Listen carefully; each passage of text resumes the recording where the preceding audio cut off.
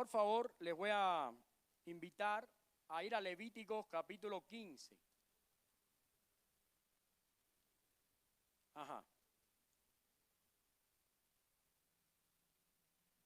Levíticos capítulo 15, de ahí vamos a tener la lectura de la palabra de Dios. Y después vamos a predicar básicamente este pasaje, pero vamos a encontrar la conexión histórica entre el libro de Levíticos y el Evangelio de Lucas.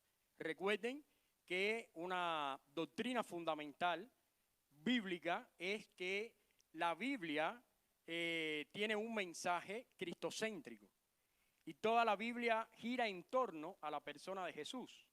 Y ese hilo conductor de la Biblia acerca de la persona de Jesús, nosotros lo podemos encontrar desde el Antiguo al Nuevo Testamento. Así que, por favor, yo quiero que ahora ustedes tomen la Biblia en Lucas capítulo 15 y vamos a ir a los versículos del 19 al 25. Levítico 15, del 19 al 25. Levítico 15, del 19 al 25. Esos pasajes complicados que muchas veces nosotros no leemos, ¿verdad? Que se nos escapan.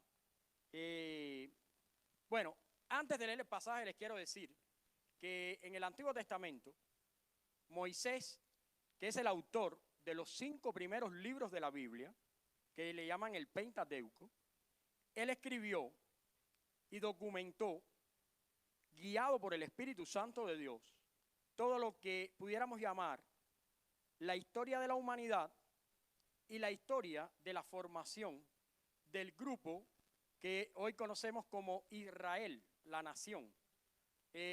Recuerden que Moisés está escribiendo porque una de las cosas que quiere hacer es cumplir con el mandato de Dios de reflejar todas las raíces históricas y todo lo que hace que el pueblo de Israel se constituya en un pueblo.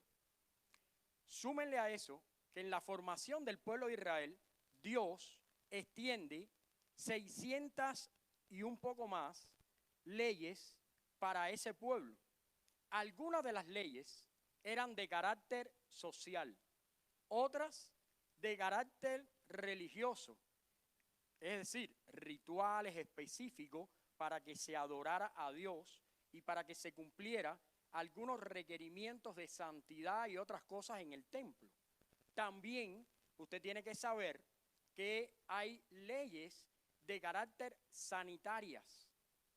Y nosotros vamos a ocupar ahora una porción de la ley de Dios, pero en el acápite de las leyes sanitarias. Porque como Dios está formando un pueblo, lo está formando para hacer un reflejo de su voluntad a todas las naciones.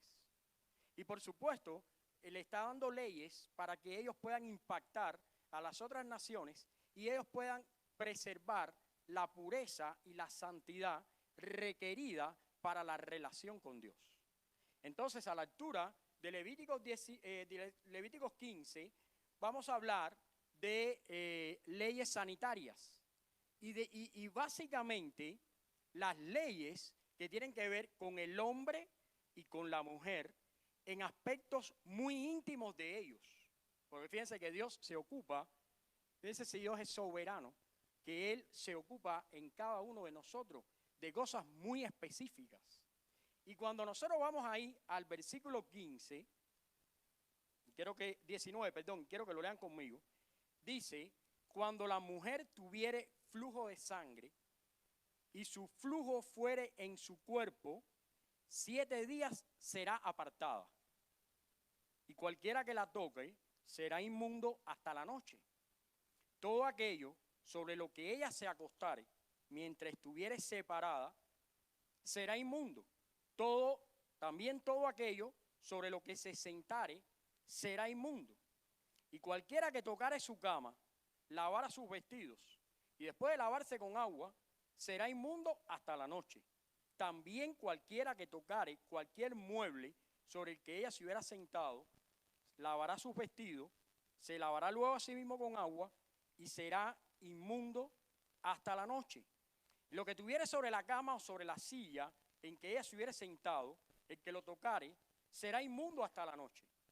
Y si alguno durmiere con ella, y su menstruo fuera sobre él, será inmundo por 7 días. Y toda cama sobre la que durmiere será inmunda. Y la mujer, cuando siguiere el flujo de sangre por muchos días, fíjense bien esto, fuera del tiempo de su costumbre, o cuando tuviere flujo de sangre más que su costumbre, todo el tiempo de su flujo será inmunda, como en los días de ¿qué? De su costumbre. Esta es una ley sanitaria. Si usted lee antes, habla de los hombres y habla del semen de los hombres y de la situación que hay relacionada con eso. Aparentemente no vemos la aplicación a lo que nosotros hoy vamos a hablar. Realmente parece ser que es uno de esos pasajes antiguos, complicados, difíciles de interpretar, que están en la Biblia y que no tienen ninguna conexión con el Nuevo Testamento. Lastimosamente, muchas veces nos han enseñado que la Biblia, en vez de tener un solo mensaje y ser cristocéntrica en su extensión, lo que ha pasado es que nos han enseñado erróneamente que la Biblia trata de la historia de Israel en el Antiguo Testamento y la historia de la iglesia en el Nuevo Testamento. Y de paso, la historia de Cristo. Pero realmente la Biblia de lo que trata es del Mesías, de Jesús. Y la Biblia del principio al fin tiene una conexión con la persona de Jesús. Y fíjense que esto es una ley que acabamos de leer, leyes sanitarias, bien complejas. Yo he titulado el sermón en esta tarde, El Jesús que yo conozco. Porque les quiero decir algo. Lamentablemente, después de tanto tiempo en esta ciudad y de tanto tiempo ser pastor, yo cuando pienso en mí, pienso como si yo fuera un gato. Viste que los gatos tienen 7 vidas. Bueno, yo tengo como 2 vidas.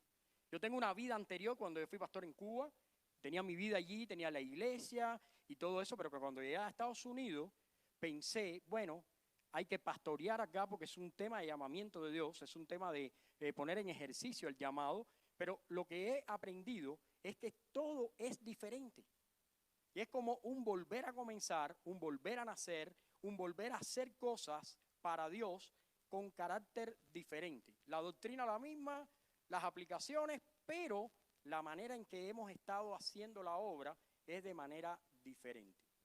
Lastimosamente me he encontrado con personas de muchos grupos religiosos en esta ciudad, porque ustedes saben que en esta ciudad ofertamos, digo ofertamos porque es lo que la ciudad oferta, la prostitución, el juego, las bandas, la agresividad, todo lo que se hace, y encima ofertamos religión. Así que nos falta más de uno que viene a Las Vegas y dice, bueno, pues me uno a una religión. Y de hecho, si tú quieres buscar una religión, ustedes saben, ahí lo mismo te casa Elvis Presley, que te ponen en una iglesia carismática donde te dicen, mañana te vamos a quitar todas las maldiciones, pasado te vamos a hacer no sé qué cosa, y después, y es una locura. He aprendido que el Jesús que yo conozco muchas veces difiere del que está en la mente de mucha gente que se hace llamar cristiano. Por eso en esta tarde yo quiero estudiar con ustedes el Jesús que yo conozco, que es el Jesús bíblico, el Jesús que está en la palabra de Dios, y es el Jesús que está relacionado a la salvación y está relacionado a el crecimiento espiritual de los cristianos. Lucas 8, 43 al 48. Quiero que lo tomen en su mano. Quiero que vean un poquito la relación de ese pasaje con lo que acabamos de leer. Ustedes saben que la semana pasada hablamos ¿de quién? De la hija de Jairo. Y vimos que en esa historia hay 2 escenarios. Está el escenario de la hija de Jairo, y ustedes vieron cómo fue la situación, cuán complicada para esa persona que estaba allí implorando el favor de Jesús. vieron cómo Jesús manejó ese asunto, vieron cómo, por ejemplo, lo desanimaron, vieron cómo gente que tenía que haber sufrido con él rió, se burlaban de él. Y en ese pasaje también vimos, y lo pusimos aparte, el escenario de alguien que se acercó a Jesús.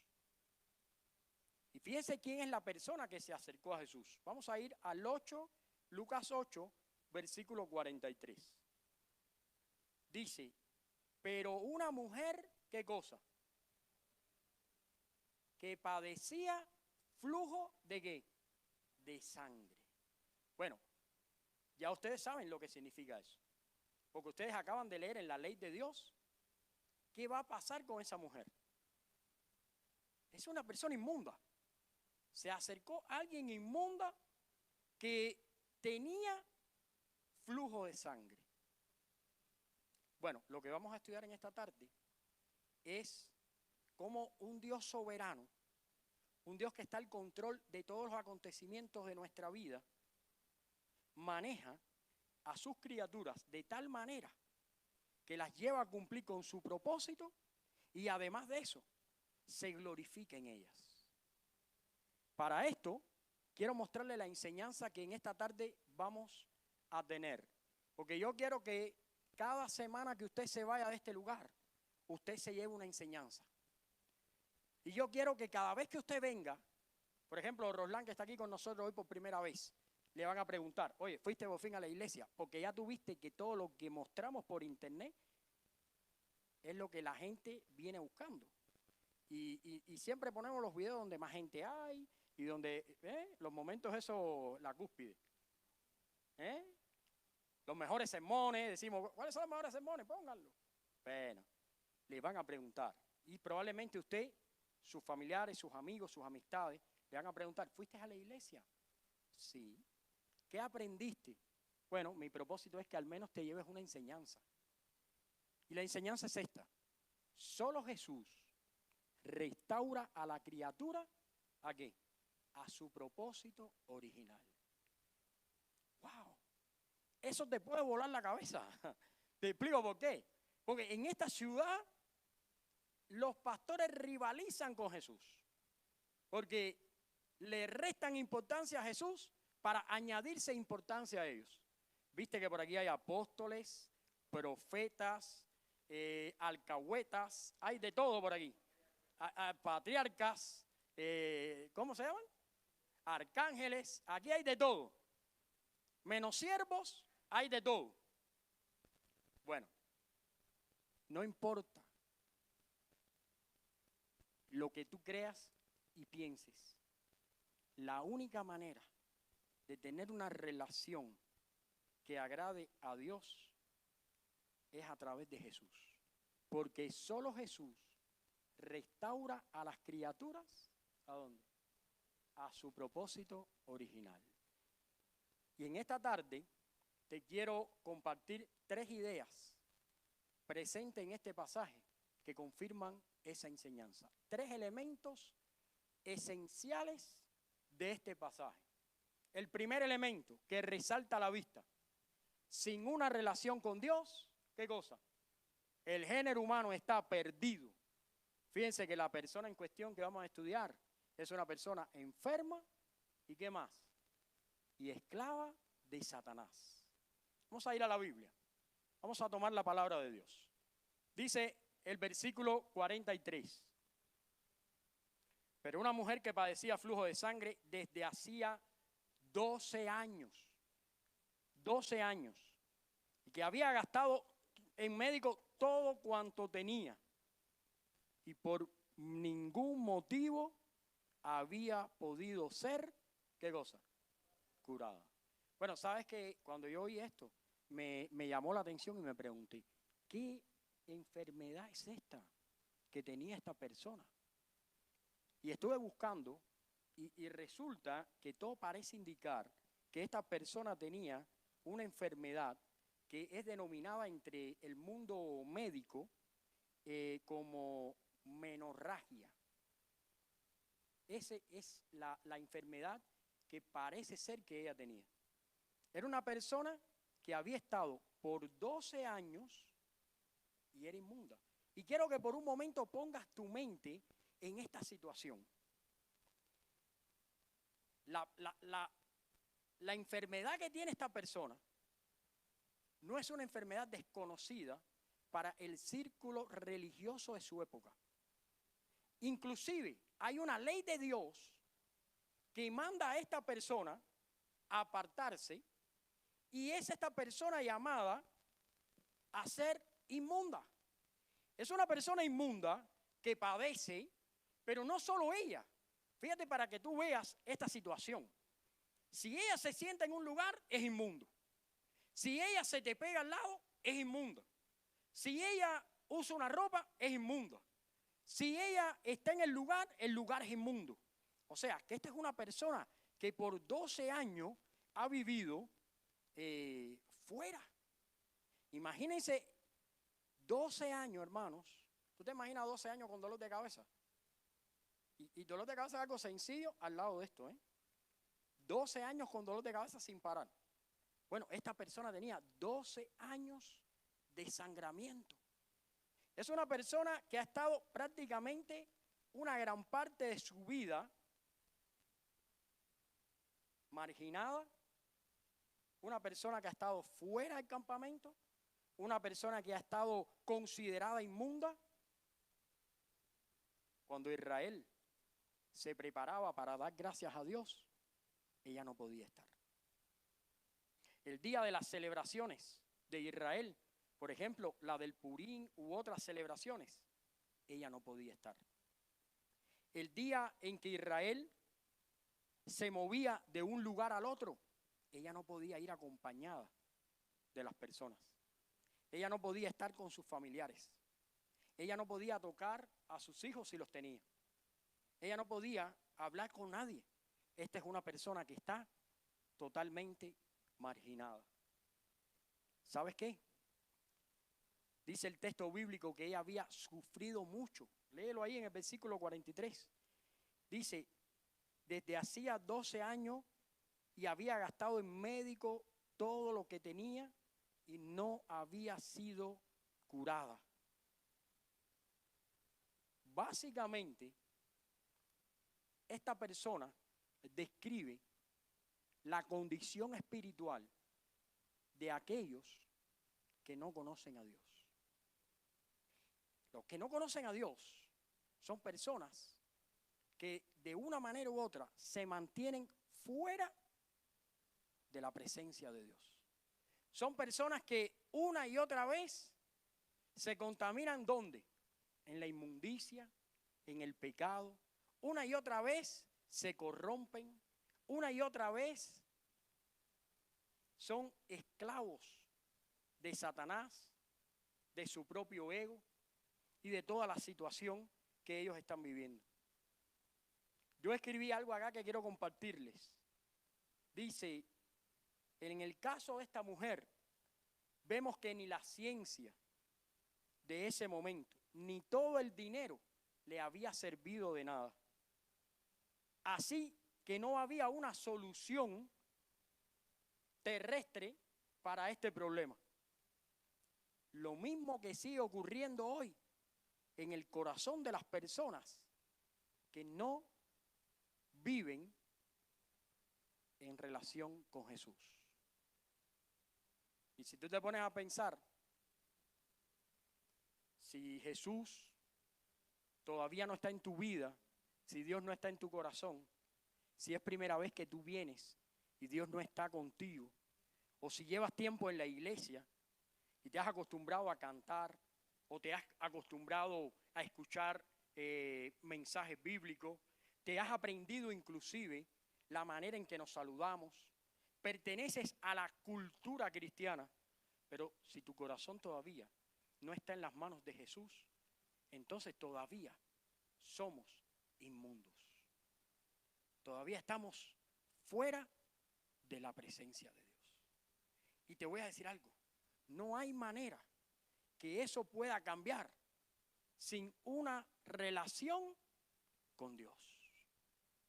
No hay manera. No importa que tú tengas fe en las vírgenes, en los oráculos, en los, ¿cómo se llama esto? Que veo mucha gente que le cae atrás de Walter Mercado ese, ¿cómo se llama eso? Los horóscopos, o que tú vengas con tus hechicerías. No importa lo que tú hagas.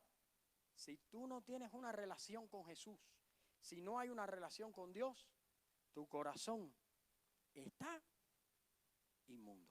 Esa es la realidad. Y fíjate qué importancia, porque es solo Jesús el que puede cambiar eso. Y es interesante porque esta mujer conocía su condición, había sufrido por su condición. Sabes que en Israel había una mentalidad que muchas veces nosotros desarrollamos dentro de las iglesias. Y es que algunas veces la gente piensa que pasamos por pruebas. ¿Por qué? Por pecados ocultos que tenemos. ¿Viste? Por ejemplo, yo tuve un amigo, pastor, que partió con el Señor. Y en su lecho de muerte, una persona le visitó y le dijo, ¿cuál es tu pecado oculto por el que estás acá? No había ningún pecado, es la voluntad de Dios. Y probablemente la voluntad de Dios haya sido que esta mujer pasara por estas cosas, porque Dios se quiere glorificar en la vida de esta persona. Y tú tienes que entender que muchas veces van a haber situaciones en tu vida que son inexplicables para ti, pero que Dios tiene control. Por eso el Jesús que yo conozco es un Jesús que está en control. Es un Jesús que no se le escapa nada. Y fíjate, y yo quiero que te metas en la historia de este pasaje, porque aquí hay dos escenarios. Si tú te pones a leer el capítulo 8 desde el principio, es interesantísimo, porque en el principio Jesús viene, empieza la gente a hablar de Jesús, empieza a sanar, empieza a ir de ciudad en ciudad, se va a dar unas enseñanzas, y de pronto cuando llega, pasa algo.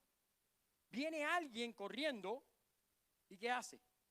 Y se pone a los pies de Jesús, porque tiene un mensaje increíble.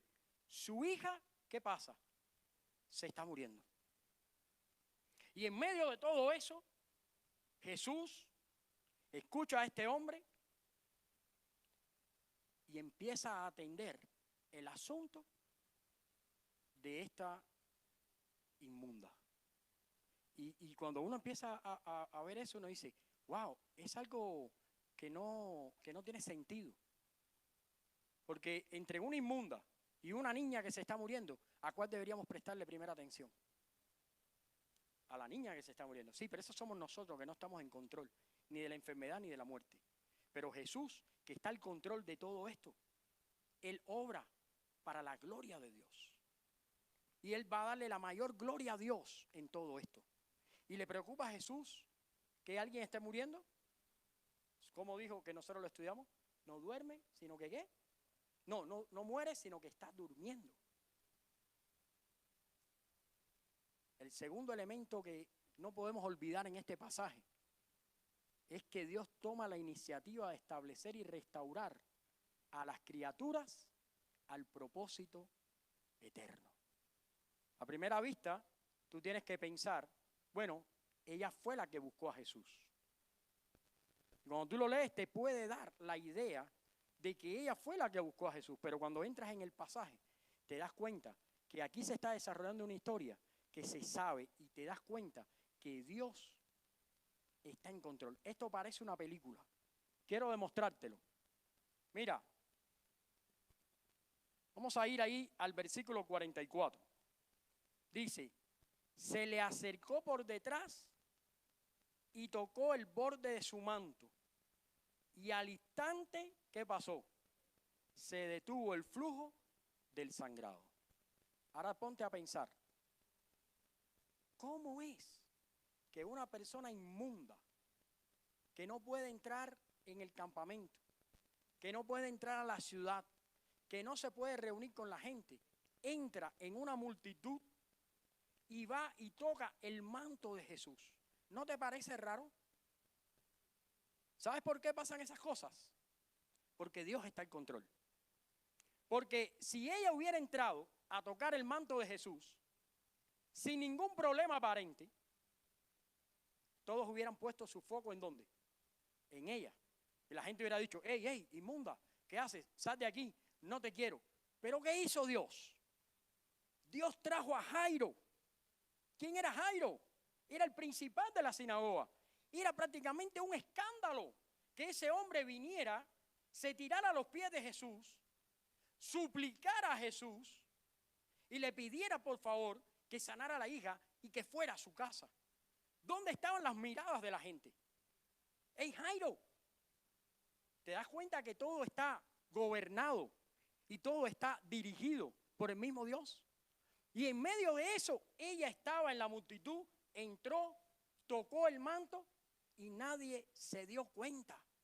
De hecho, esta es una sanidad oculta a los ojos de los demás. Por eso nosotros tenemos que predicar el evangelio a todas las personas. Porque muchas veces nosotros ponemos los ojos en los lugares equivocados. Nos parecen que uno u otro son los mejores candidatos para la salvación. Y no nos damos cuenta que el Espíritu Santo de Dios está obrando en diferentes vidas, en distintos momentos. Y hay oraciones que parecen causas perdidas. ¿No has visto eso alguna vez? ¿Te das cuenta cuando estás orando por alguien y te está una causa perdida? Como mismo me dijeron a mí cuando yo comencé acá la iglesia. En una reunión de pastor, alguien me dijo, bueno, el pastor de las causas perdidas. Pues, ¿de dónde va a ser una iglesia en Henderson? Que nada más son americanos. Y encima de eso está él solo con otra familia. Bueno, Dios puede obrar. Dios puede obrar. Pero yo no vengo pensando en que yo voy a orar. Yo vengo pensando en que Dios va a obrar. Y tienes que entender que aún cuando nosotros pensamos que vamos a hacer las cosas, la Biblia dice que el querer y el hacer lo recibimos de Dios. ¿Por qué? Por su buena voluntad. Así que acá no podemos dejar de mencionar que aun cuando Dios la estaba moviendo a buscar a Jesús, ella no lo hacía por su propia intención y deseo, sino que Dios había puesto eso en su corazón. Y Dios estaba arreglando el escenario para cosas como esta. Mira, un par de cosas más. ¿Te has preguntado alguna vez por qué ella tocó el manto? ¿Te has preguntado eso? ¿Tenía fe? Yo sé que esta era una persona que conocía bastante las Escrituras. A pesar de ser una persona que había sido declarada inmunda y necesitaba a Jesús para ser sana y para ser salva, esta era una persona que conocía lo que estaba haciendo. No era una casualidad tocar el manto. Si ustedes van al Antiguo Testamento, recuerden que el Antiguo Testamento está lleno de conexiones con el Nuevo Testamento. Si usted rastrea el manto en el Antiguo Testamento, usted entonces encuentra a Elías y ¿a quién? Y a Eliseo. ¿Verdad? Y Elías se va y Eliseo dice, quiero doble porción ¿de qué? De tu espíritu. ¿Y qué dice Elías? Bueno, si me voy y tú me ves, será concedido. Pero si tú vas a la Biblia, Segunda de Reyes, y quiero que solo lo escuchen, después lo pueden buscar, Segunda de Reyes 2:14, ahí se relata algo interesantísimo. Eso a lo mejor es de Dios. Algo interesantísimo. ¿Sabes qué cosa era? Que cuando Elías se va, se le cae el manto. Y Eliseo lo toma, toca las aguas y pregunta, ¿dónde está el Dios? Y Dios se manifestó. Probablemente eso estaba en la mente de esta persona cuando tocó el manto. Cuando tocó el borde del manto de Jesús. ¿Sabes por qué? Porque esta era una persona que lo primero que tenía era que se consideraba inmunda. Porque lo peor que puede existir es una persona inmunda que no se considera inmunda. Por eso yo siempre les digo, el primer paso para agradar a Dios es entender nuestra verdadera condición espiritual. Porque mientras yo me crea que yo tengo la santidad, mientras yo me crea que yo soy impecable, mientras yo me crea que por mi fuerza lo puedo lograr, estoy alejado de Dios. La única manera de tener una relación con Jesús es entender nuestra condición y entregarnos a Él. Y esta era una persona que entendía su condición. ella sabía que era inmunda. Debería tocar algo santo y era lo único que podía hacer que las cosas cambiaran en su vida. Pero mira, esa no es la única vez que el manto aparece en el Antiguo Testamento. Porque tiempo después, David, antes de ser rey de Israel, era perseguido por Saúl. Era perseguida por Saúl. ¿Y sabes lo que pasa? Que en 1 Samuel 24 hay un escenario increíble. Saúl, no lo dice la Biblia, pero dice lo que hizo. Parece ser que le da un dolor de estómago. Porque se mete en una cueva y dice que con su ropa cubrió sus pies. Ahí estaba. ¿Y sabes qué hizo David? Le picó un pedazo. Los hombres que estaban con David dijeron, este es el momento, asesínalo, destrúyelo. Y David dijo, mira, no, yo no puedo levantar mi mano contra el ungido de Dios. Yo simplemente le voy a demostrar que yo... ¿Y sabes qué hizo? Le cortó un pedazo del manto, lo cual significaba que la vida de Saúl estaba en las manos de David. Y después se presentó y le dijo, mira, yo tengo un pedazo de tu manto. Nunca te he querido dañar. Y por si fuera poco, también los sacerdotes tenían unos mantos y le ponían unos flecos, que lo que significaban era la presencia de la ley de Dios, la palabra de Dios.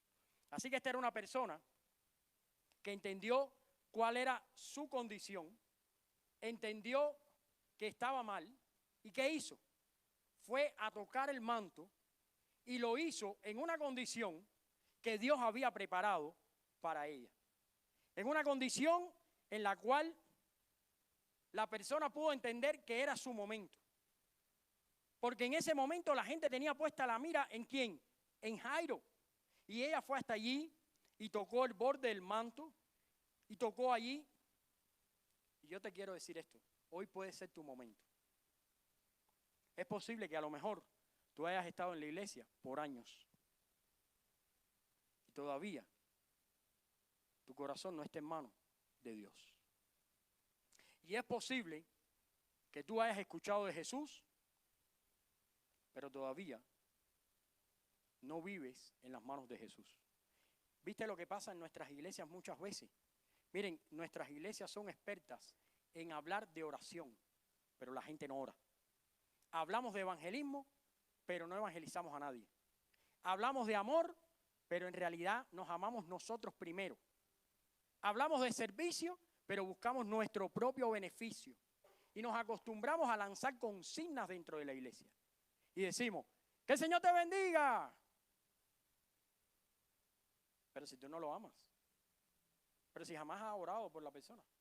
Jamás te has preocupado, en tu mente jamás has ocupado un minuto para acordarte de la persona. Ese es el problema. Ese es el problema que muchas veces tenemos.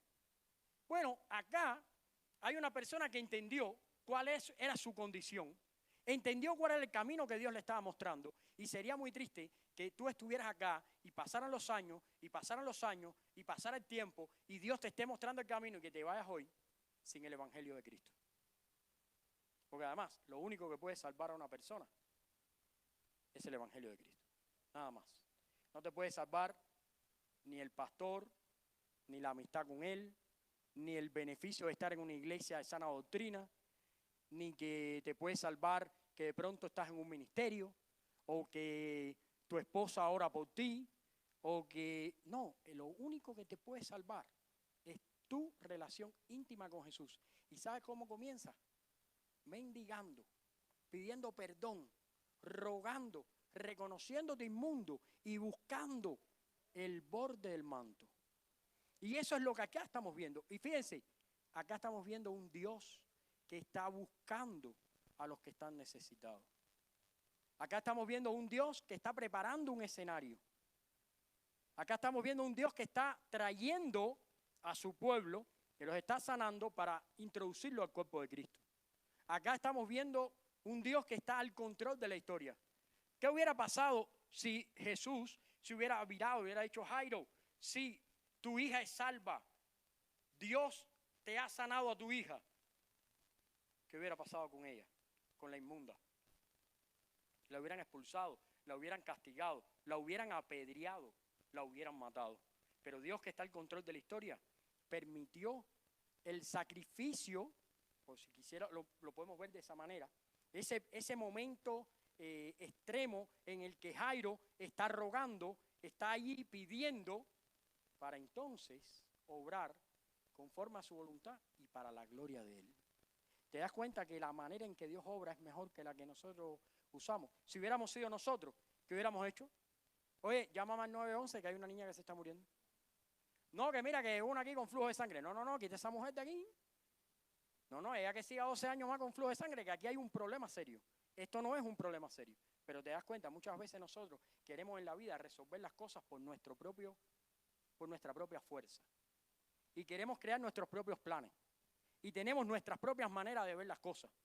Y decimos, no, la mejor manera en que Dios debe obrar es esta. Y si Dios no obra así, las cosas no van a salir bien. Porque yo soy el que sé cómo son las cosas. Y entonces Dios obra de otra manera. ¿Y qué si tú eres el que tiene que estar en pausa? ¿No te das cuenta que Dios puso a Jairo en pausa? A lo mejor tú estás en pausa. Porque sabes que la respuesta de Dios no siempre es sí. Algunas veces no. ¿Y la otra cuál es? Espera mi tiempo. Y yo creo que Jairo estaba en ese punto. Espera mi tiempo. Y puede ser que estés orando y no te des cuenta que estás en una pausa porque Dios está al control de tu caso, de tu situación y obrando para tu beneficio. El tercer elemento que te quiero resaltar en este pasaje es este. El encuentro con Jesús es definitivo y transforma totalmente, ¿qué cosa? Bueno, a diferencia de lo que yo veo muchas veces en la iglesia, porque yo oigo a mucha gente que dice, sí, estoy transformado por Jesús, pero no hay cambios. No hay cambios. Seguimos igual. Seguimos desde el principio en lo mismo.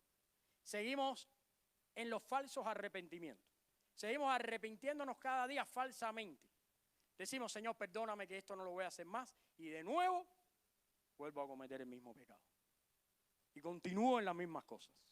Y desarrollamos ese mecanismo en el que le pedimos perdón a Dios y volvemos a... Y en ese mecanismo nos perdemos. Porque cuando tú haces esto, no hay una connotación espiritual en eso. No, ¿por qué? Porque no hay sinceridad del corazón. Pero sin embargo, cada vez que tú vas a la Biblia, cada persona que se encontró con Dios a través de Jesús fue transformado. ¿Sabes de qué manera? Definitivamente. Claro, nosotros sabemos por la carta de Juan que aquí no estamos hablando de no pecar. La Biblia dice en primera de Juan que si alguno dice que no tiene pecado, la verdad no está en él y está mintiendo y hace a Dios mentiroso. Pero la Biblia también nos dice que los cristianos no viven en un estilo de vida de ¿qué? Pecaminoso. No existe eso.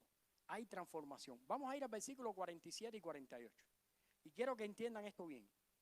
Dice, entonces, cuando la mujer, fíjense lo que pasa acá, esto es interesante, porque dice en el versículo 44, vayan ahí rapidito, se le acercó por detrás, tocó el borde del manto, se detuvo el flujo de sangre automáticamente, Dios la sanó.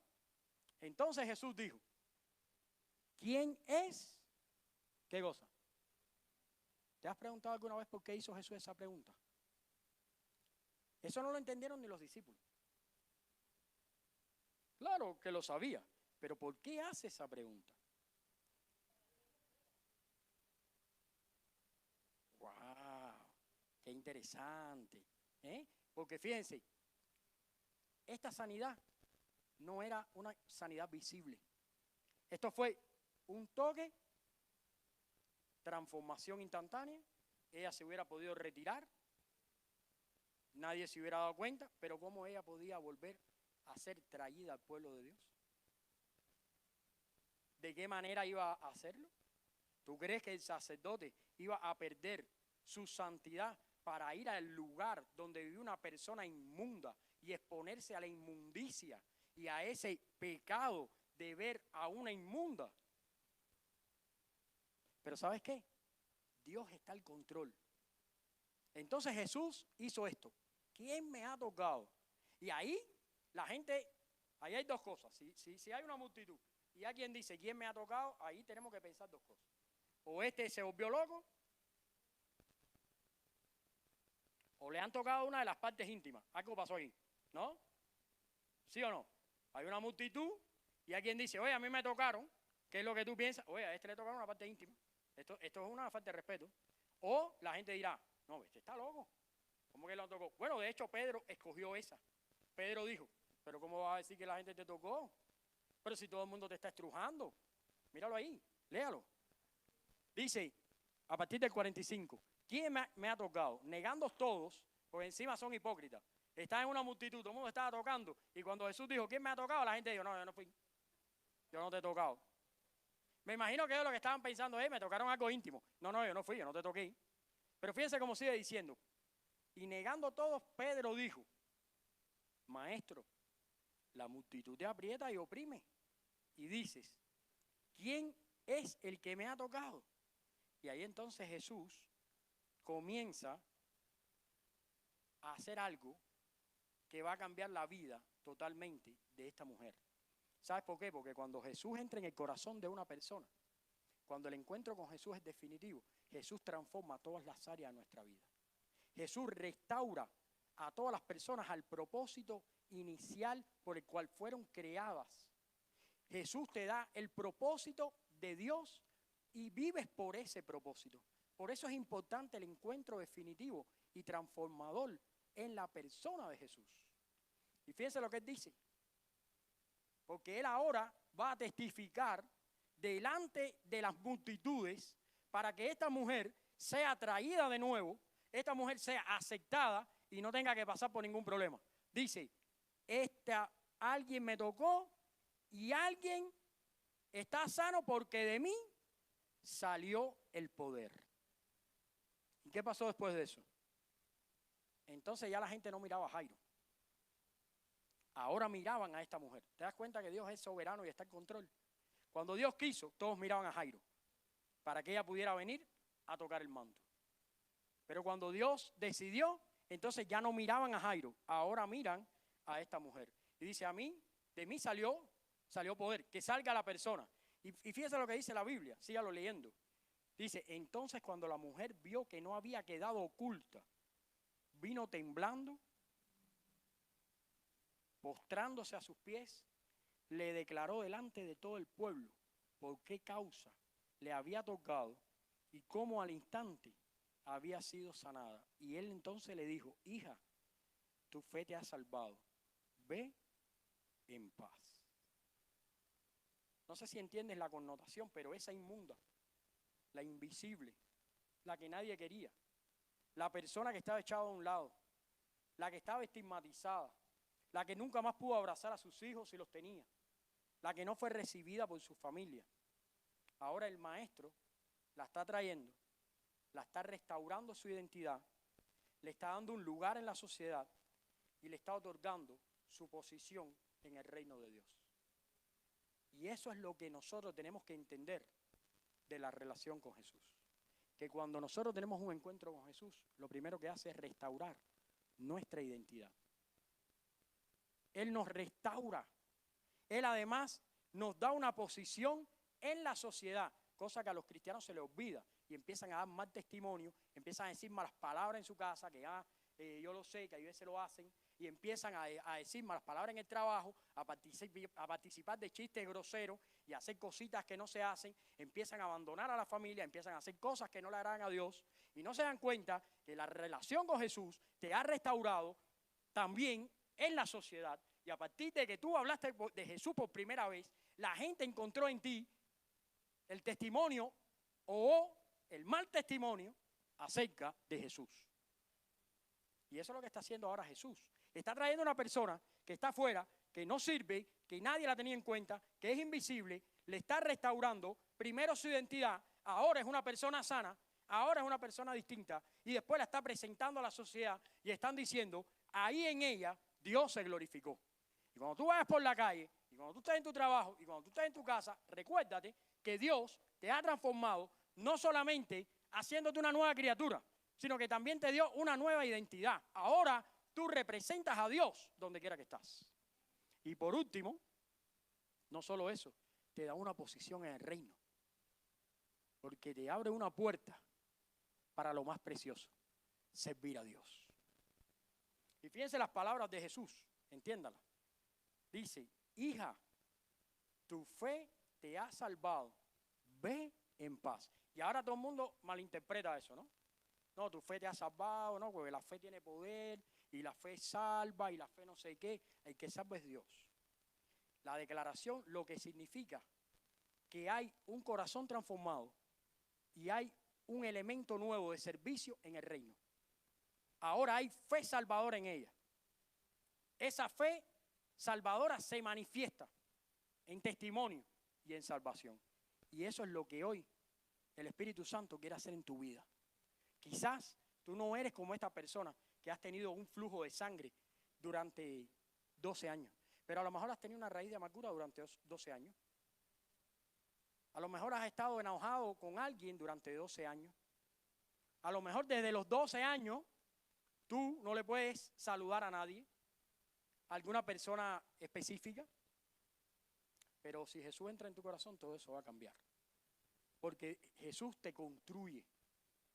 Jesús te hace una nueva persona. Ya entiendes el panorama completo. Porque cuando lo estudiamos la semana pasada y vimos a un Jairo que tiene que esperar que Jesús atienda a una persona para ir a salvar a su hija, dijimos qué situación, la gente que le rodeaba se burlaba de él y no entendíamos muy bien por qué esa pausa para entender o para tratar a la niña cuando hay este problema. Pero hoy, viendo el panorama completo, entendemos este pasaje ya a plenitud. Ya estamos viendo a un Dios que está en control, que está moviendo todos los acontecimientos de la historia para mayor gloria para Él. Porque ahora no se salvó una vida, se salvaron dos. Y no se salvaron dos, por el testimonio de eso, se salvaron muchos. Porque Dios tiene un plan, un propósito y es soberano. Y Él lo hace conforme a su divina voluntad. En resumen, y que no quiero extenderme demasiado porque como ven casi no tengo voz. Cuando empiezas a leer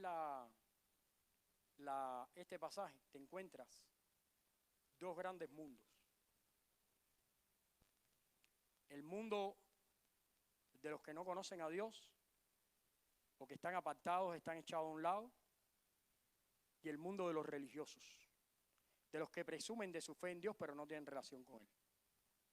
Cuando termine este pasaje, te encuentras una enseñanza increíble. Ambos dos, tanto la hija de Jairo, o digamos Jairo, y la mujer del flujo de sangre, ambos dos son restaurados y traídos a la presencia de Dios por la gracia de Dios. ¿Te das cuenta que ese pasaje es hermosísimo? Yo lo escribí de esta manera: el principal de la sinagoga y la inmunda, minutos después de encontrarse con Jesús, brindan juntos, como iguales, por la nueva vida que Cristo hizo posible por su gracia. Así es. ¿Viste? Por eso en nuestra iglesia nosotros necesitamos hablar de Jesús todo el tiempo.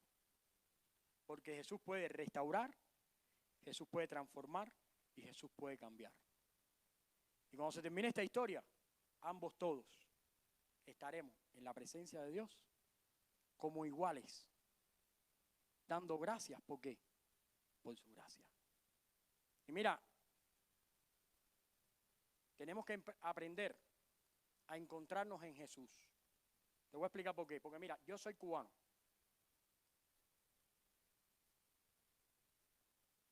Y tú eres mi hermano mexicana. Mexicana. Y ahí, Rolando y Marisa, ecuatorianos. Y ustedes, hondureños y salvadoreños. Y por allá son peruanos. ¿Ok? Y todos somos diferentes. Y los nicaragüenses por aquí. Porque todos son diferentes. Porque a algunos les gusta el picante. Nosotros hablamos alto. Algunos. Hablamos alto, gritamos. Ya después nos reformamos y hablamos mejor. Pero primero, me acuerdo de esos primeros días de sembrar la iglesia, que las hermanas se asustaban porque decían, el pastor está fajado con todo el mundo. No, es que habla así. después va bajando el volumen.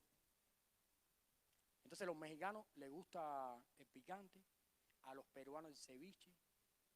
Entonces imagínate cuando el hijo del mexicano se casa con la hija del cubano y entran a morar en menos de 24 horas, hay 4 paredes para encerrar a una cubana con un mexicano. A las 72 horas, las chimeneas sacan chispa. Y antes de las 72 horas, la llamada al pastor. Ven para acá que esto se está hundiendo. Aquí nos vamos a matar. ¿Sabes qué? Nosotros somos diferentes en todo, pero somos iguales en una cosa. En Jesús. Que nuestro punto de encuentro cultural, social, espiritual, sea Jesús. Que esta sea una iglesia de Jesús y para Jesús. Porque este era un principal de la sinagoga. Y ella era inmunda, ella era nada. Pero ¿sabes qué tenían en común? La gracia de Dios. Que la gracia de Dios nos una y no nos separe nunca. No, que el diablo no se pueda robar ni una ovejita, porque la gracia de Dios nos mantiene unidos. Quiero concluir diciendo estas palabras. Sin Dios estamos muertos y perdidos. Vagamos en la oscuridad totalmente ciegos y manejados por el diablo.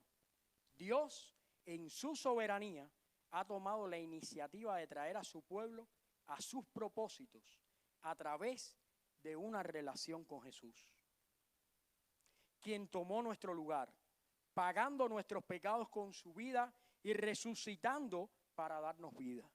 Una vez que Jesús cambia nuestros corazones, somos adoptados y traídos de vuelta a la presencia de Dios. Y somos totalmente responsables de obediencia y de adoración por gratitud.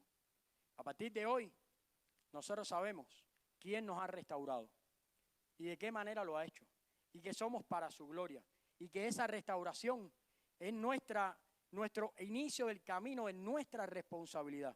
Ya nosotros no somos de oración porque queremos ganar la salvación o porque queremos ser más espirituales. No, nosotros somos personas de oración porque en gratitud oramos a Dios. Nosotros ya no buscamos nuestras propias fuerzas para estar más cerca de Dios. Nosotros estamos todo lo cerca de Dios que se puede estar. Nosotros tenemos medios de crecimiento, ¿para qué? Para tener una relación más hermosa con Jesús. Con un Jesús que nos lo ha dado todo. Y recuerda, casi para terminar, recuerda la enseñanza en esta tarde.